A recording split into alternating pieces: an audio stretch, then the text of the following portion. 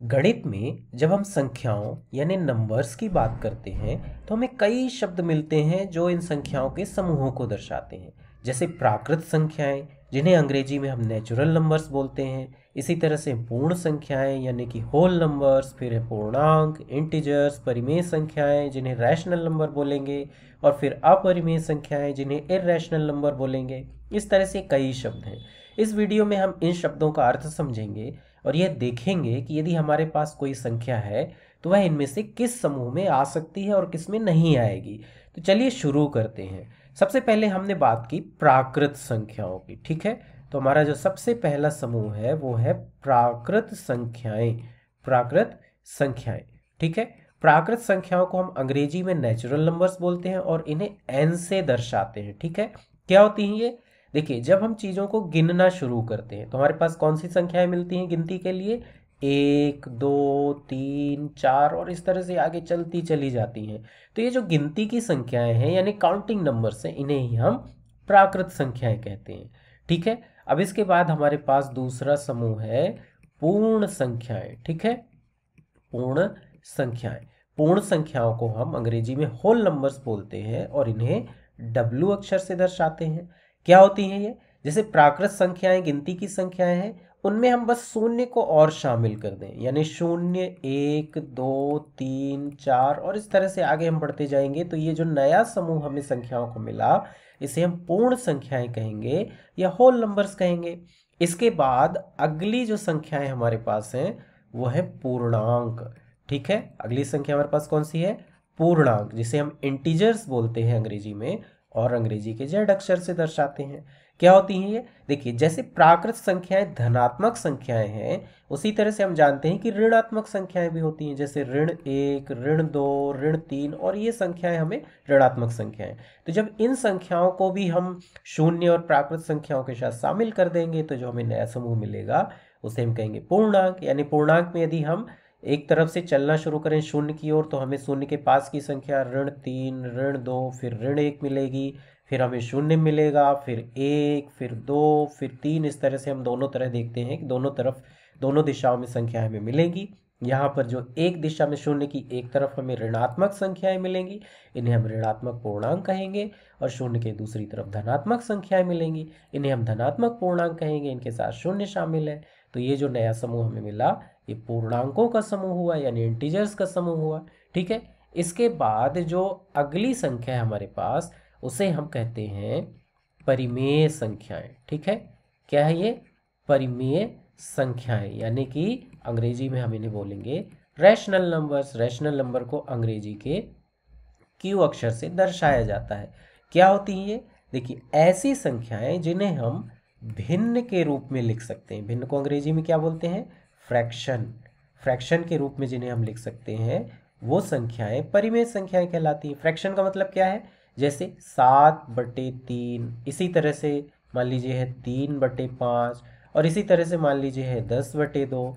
तो इस तरह से जो संख्याएं हम बटे के रूप में लिख सकते हैं, a/b या p/q कह लीजिए, तो ऐसी संख्याएं हमें जो मिलती हैं वो कहलाती हैं परिमेय संख्याएं, रैशनल नंबर्स।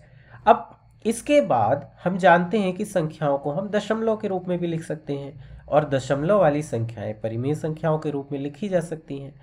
लेकिन यहाँ प्रश्न ये है कि क्या सारे दशमलव को हम परिमेय संख्याओं के रूप में लिख सकते हैं? तो इसका उत्तर होगा नहीं। हम कुछ दशमलव ऐसे हैं जिन्हें परिमेय संख्या के रूप में यानी रैशनल नंबर के रूप में नहीं लिख सकते। कैसे? चलिए उदाहरण से देखते हैं। मान लीजिए हमारे पास एक दशमलव संख्या है 0.5, तो क्या इसे हम परिमेय संख्या यानी कि भिन्न के रूप में लिख सकते हैं? तो आप बोल सकते हैं कि इसे हम 5/10 के रूप में लिख सकते हैं, और सरल करें तो इसे हम 1/2 के रूप में लिख सकते हैं। इस तरह से हमें एक परिमेय संख्या मिल गई यहाँ पर, मतलब इस दशमलव को हम परिमेय संख्या के रूप में लिख सकते हैं। एक और उदाहरण देखें। मान लीजिए 0.375 है, क्या इसे हम भिन्न के रूप में लिख सकते हैं? बिल्कुल, इसे हम लिखेंगे 375/1000। इस तरह से यहाँ पे भी हमें एक भिन्न मिल गया, परिमेय संख्या मिल गई। तो इस तरह से हम ऐसे भिन्न को परिमेय संख्या के रूप में लिख सकते हैं। इनमें क्या खासियत है?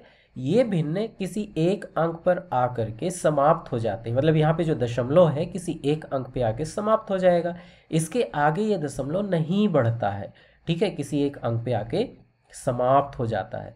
तो ऐसे दशमलव जो किसी एक अंक पे आके समाप्त हो जाते हैं, इन्हें हम बोलते हैं शांत दशमलव, शांत दशमलव। ठीक है, अंग्रेजी में ऐसे दशमलव को कहा जाता है टर्मिनेटिंग, टर्मिनेटिंग डेसिमल बोला जाता है, जो किसी अंक पे आके शांत हो जाते हैं, समाप्त हो जाते हैं। ठीक है, तो ये जो शांत दशमलव है इन्हें हम भिन्न के रूप में लिख सकते हैं, इसलिए परिमेय संख्याएं होते हैं। इसके बाद हमारे पास ऐसे भी दशमलव होते हैं जो कहीं पर समाप्त नहीं होते, बल्कि उसके आगे चलते चले जाते हैं, चलते चले जाते हैं। तो ऐसे दशमलव को हम बोलते हैं अशांत दशमलव, अशांत दशमलव। ठीक है, अशांत दशमलव, अंग्रेजी में इन्हें क्या कहा जाएगा? अंग्रेजी में इन्हें हम बोलेंगे नॉन टर्मिनेटिंग। ठीक है, नॉन टर्मिनेटिंग डेसिमल। ठीक है, नॉन टर्मिनेटिंग। तो इस तरह से जो हमें नॉन टर्मिनेटिंग डेसिमल मिलते हैं, इस मामले में हमें दो स्थितियां मिलेंगी। कौन सी दो स्थितियां मिलेंगी? आइए देखते हैं। एक तो हमें कुछ ऐसे दशमलव मिलेंगे जहां पर उसके किसी भाग की पुनरावृत्ति हो रही है, उसे हम बोलेंगे आवर्ती, आवर्ती दशमलव, यानी कि अंग्रेजी में हम बोलेंगे रिकरिंग। रिकरिंग का मतलब उसके दशमलव में किसी न किसी भाग की पुनरावृत्ति हो रही। कैसे? अभी हम इसको देखेंगे। और दूसरा जो हमें यहाँ पे मिलेगा वो होगा अनावर्ती दशमलव, अनावर्ती। अनावर्ती को हम अंग्रेजी में बोलेंगे नॉन रिकरिंग। ठीक है, नॉन रिकरिंग, यहाँ पर किसी भी भाग की पुनरावृत्ति नहीं होगी। कैसे? चलिए उदाहरण से इसे हम समझते हैं। हम यहाँ पे उनकी बात कर रहे हैं जो दशमलव अशांत है, मतलब चलते जा रहे हैं, चलते जा रहे हैं, कहीं पर रुक नहीं रहे हैं। ठीक है, तो मान लीजिए हमारे पास एक दशमलव संख्या है 0.3, फिर 3 3 3, इस तरह से 3 चलता चला जा रहा है। इसे हम 0.3 के ऊपर बार इस तरह से भी लिखते हैं। बार ये दर्शाता है कि 3 यहाँ बार बार आ रहा है। तो ये संख्या एक भिन्न के रूप में लिखी जा सकती है। कैसे? 1/3, मतलब यदि हम 1/3 को हल करें या 1 में 3 का भाग देंगे तो हमें 0.3333 ये मिलता चला जाएगा। तो ये रिकरिंग का मतलब यहाँ पे बार बार 3 का रिपीट हो रहा है, रिकर कर रहा है या रिपीट हो रहा है, पुनरावृत्ति कर रहा है। इसी तरह से एक और उदाहरण देखें, जैसे 0.666 और यहाँ 6 चलता चला जा रहा है, तो हम इसको कैसे लिखेंगे? 0.6 और 6 के ऊपर बार। ये कैसे मिलेगा? यदि हम 2/6 को 2/3 को यहाँ पे हल करेंगे तो ये दशमलव हमको यहाँ पर मिलता जाएगा। ठीक है, तो ये भी एक आवर्ती दशमलव हुआ। लेकिन इसका मतलब ये नहीं है कि कोई एक अंक ही बार बार पुनरावृत्ति कर रहा है, एक से अधिक अंक या कई अंकों का समूह भी पुनरावृत्ति कर सकता है। ठीक है, आवर्ती दशमलव। जैसे मान लीजिए कि एक संख्या है 0.718 और यहाँ पे 718 बार बार बार बार आ रहा है, तो इसे हम ऐसे भी लिख सकते हैं 718 और यहाँ पर 7 8 के ऊपर बार हो गया, तो ये भी एक आवर्ती दशमलव है। इसका मतलब ये हुआ कि इसे भी हम किसी न किसी भिन्न के रूप में लिख सकते हैं। अब हम यहाँ ये बात नहीं करेंगे कौन सा भिन्न होगा, लेकिन निश्चित रूप से इसे हम भिन्न के रूप में लिख सकते हैं और इसलिए एक परिमेय संख्या होगी ये। ठीक है, अब आइए हम बात करते हैं अनावर्ती दशमलव की। अनावर्ती दशमलव का मतलब ऐसे दशमलव जिनमें हमें कोई भी भाग पुनरावृत्ति करता हुआ नहीं मिल रहा। मतलब जैसे यहाँ पे 7 1 8, फिर कोई और संख्या, फिर कोई और अंक, फिर कोई और अंक, इस तरह से आएगा। इसका सबसे प्रसिद्ध उदाहरण पाई है। पाई का मान हम क्या लिखते हैं? 3.1415, फिर 9, फिर 2, फिर इस तरह से आगे ये चलता जाएगा। इसमें हम जैसे 3 रिपीट हो रहा है, वैसे यहाँ पे कोई भी पुनरावृत्ति नहीं होगी। ठीक है, एक और उदाहरण यदि हम देखें तो 2 का जो वर्गमूल लेते हैं वो भी इसी तरह की संख्या है। 2 का वर्गमूल क्या होता है? इसका मान 1.1414, फिर 2 1 3 5 और इस तरह से आगे चलता चला जाएगा। तो इस तरह का दशमलव यहाँ पे हमको मिलता है। तो ऐसे ये जो दशमलव संख्याएं हैं जिनमें कोई भी भाग पुनरावृत्ति नहीं करता, इन्हें हम भिन्न के रूप में नहीं लिख सकते। और जिन संख्याओं को हम भिन्न के रूप में नहीं लिख सकते उन्हें ही हम बोलते हैं अपरिमेय संख्याएं, अपरिमेय संख्याएं। ठीक है, अपरिमेय संख्याएं मैंने बोलेंगे और इन्हें अंग्रेजी में पी अक्षर से दर्शाते हैं। अंग्रेजी में इन्हें हम इर्रेशनल नंबर बोलेंगे। वास्तव में ऐसी कोई भी संख्या जो किसी पूर्ण वर्ग का वर्गमूल नहीं है। कैसे? जैसे मान लीजिए हम 3 वर्गमूल 3 की बात करें, या फिर 5 का वर्गमूल हो गया, या फिर 7 का वर्गमूल हो गया, या फिर 10 का वर्गमूल हो गया। इस तरह की कोई भी संख्या जो किसी पूर्ण वर्ग का वर्गमूल नहीं है वह एक अपरिमेय संख्या होती है, उसे भिन्न के रूप में नहीं लिखा जा सकता, फ्रैक्शन के रूप में नहीं लिखा जा सकता, इसलिए वो इर्रेशनल नंबर होगी। ठीक है, तो यहाँ हमने इन संख्याओं की बात की, सभी संख्याओं की।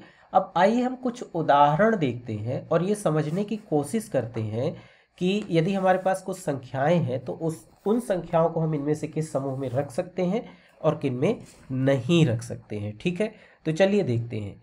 हमने अभी तक जिन संख्याओं की बात की, कौन सी संख्याएं हैं? नेचुरल नंबर, प्राकृत संख्याएं। इसके बाद हमने होल नंबर्स या पूर्ण संख्याओं की बात की, फिर हमने इंटीजर्स यानी पूर्णांक की बात की, फिर परिमेय संख्याओं की बात की हमने, और फिर अपरिमेय संख्याओं की बात की। अब मान लीजिए हमारे पास एक संख्या है, हम एक एक करके उदाहरण देखते हैं। ठीक है, मान लीजिए हमारे पास एक संख्या है ऋण 1। तो क्या ये एक प्राकृत संख्या है? बिल्कुल ये प्राकृत संख्या नहीं है, ऋणात्मक संख्या इसलिए प्राकृत संख्या नहीं है। क्या पूर्ण संख्या है? नहीं, पूर्ण संख्या भी नहीं है, क्योंकि पूर्ण संख्या में हमें जो है धनात्मक और शून्य संख्याएं होती हैं। लेकिन ये पूर्णांक है, क्योंकि पूर्णांक में ऋणात्मक संख्या होती हैं, और प्रत्येक पूर्णांक को हम जैसे ऋण 1/1 इसे हम ऐसे भी लिख सकते हैं, यानी कि एक भिन्न के रूप में लिखा जा सकता है, इसलिए ये परिमेय संख्या रैशनल नंबर होगी, और चूंकि परिमेय है इसलिए अपरिमेय नहीं होगी। इसके बाद दूसरा एक उदाहरण लेते हैं। मान लीजिए 0.314 है हमारे पास। ठीक है, तो ये प्राकृत संख्या नहीं है, गिनती की संख्या नहीं है, ये पूर्ण संख्या भी नहीं है, ये ऋणात्मक नहीं है इसलिए पूर्णांक भी नहीं है। क्या ये परिमेय संख्या है? बिल्कुल, यहाँ पे दशमलव शांत है, और इसे हम क्या लिख सकते हैं? 314/1000। इस तरह से हम इसको भिन्न के रूप में लिख सकते हैं, इसलिए परिमेय संख्या है, और चूंकि परिमेय है इसलिए अपरिमेय नहीं है। ठीक है, अब अगली संख्या की यदि हम बात करें, मान लीजिए हमारे पास है 11 का वर्गमूल। तो ये प्राकृत संख्या बिल्कुल भी नहीं है, पूर्ण संख्या भी नहीं है, पूर्णांक भी नहीं है, ऋणात्मक नहीं है ये, और चूंकि ये एक पूर्ण वर्ग का वर्गमूल नहीं है इसलिए ये परिमेय संख्या यानी रैशनल नंबर भी नहीं है, और इर्रेशनल नंबर होगी। चूंकि रैशनल नहीं है इसलिए इर्रेशनल यानी कि अपरिमेय संख्या होगी। इसके बाद एक और उदाहरण देखते हैं हम। हमारे पास मान लीजिए संख्या है ऋण 15/3। ठीक है, इसकी यदि हम बात करें तो ये जो है प्राकृत संख्या नहीं है, पूर्ण संख्या भी नहीं है। क्या ये पूर्णांक है?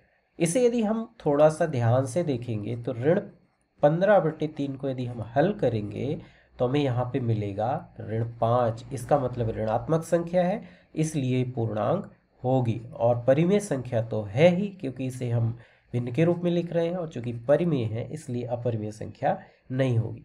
अब एक अंतिम उदाहरण हम देखते हैं। मान लीजिए हमारे पास संख्या है 0.243 और 3 के ऊपर बार है, मतलब 3 यहाँ पे बार बार रिपीट हो रहा है। तो ये प्राकृत संख्या तो नहीं है, पूर्ण संख्या भी नहीं है, ये पूर्णांक नहीं है क्योंकि ऋणात्मक धनात्मक संख्या में से नहीं है, लेकिन ये परिमेय संख्या होगी क्योंकि यहाँ पर आवर्ती दशमलव हमें मिल रहा है जिसे हम भिन्न के रूप में लिख सकते हैं, और चूंकि परिमेय संख्या है इसलिए अपरिमेय संख्या नहीं होगी। तो इस तरह से हमने इन संख्याओं में अंतर करना देखा।